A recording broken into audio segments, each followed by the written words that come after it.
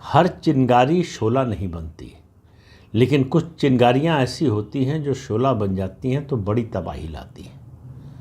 और ऐसी ही एक चिंगारी राजनीतिक क्षेत्र में शोला बनती हुई नज़र आ रही है, और उसका असर इतनी तेज़ी से और इतनी जल्दी होगा, इसकी शायद ही किसी को उम्मीद रही हो। फिर याद दिला रहा हूँ आपको, 4 जून 2024 की लोकसभा चुनाव का नतीजा आया।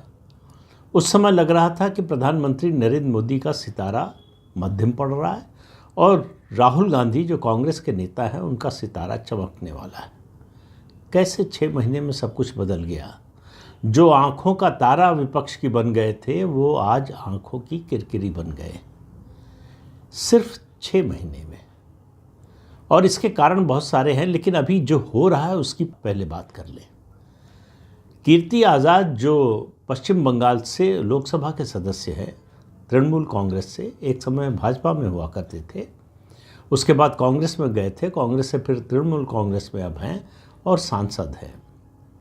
उन्होंने एक बात कही कि जो इंडी अलायंस है उसकी अध्यक्षता ममता बनर्जी को करनी चाहिए। अब ये बड़ी सामान्य सी बात लग रही थी, भाई पार्टी के नेता हैं, अपनी पार्टी की मुखिया के बारे में इस तरह की बात करेंगे ही। और 2021 के विधानसभा चुनाव जो पश्चिम बंगाल का हुआ, उसके बाद ममता बनर्जी ने ज़रूर कोशिश की थी राष्ट्रीय स्तर पर अपनी एक छवि, अपनी एक धमक, अपनी एक पकड़ बनाने की राष्ट्रीय राजनीति में, लेकिन उनका वो दांव फेल हो गया। उसके बाद जिन राज्यों में विधानसभा चुनाव उनकी पार्टी लड़ी, कोई सफलता नहीं मिली, बल्कि सफलता नहीं मिली ये कहना बहुत छोटी बात होगी। भारी विफलता मिली, भारी हार का सामना करना पड़ा। इतना बड़ा दाव लगाया गोवा में और हासिल कुछ नहीं हुआ।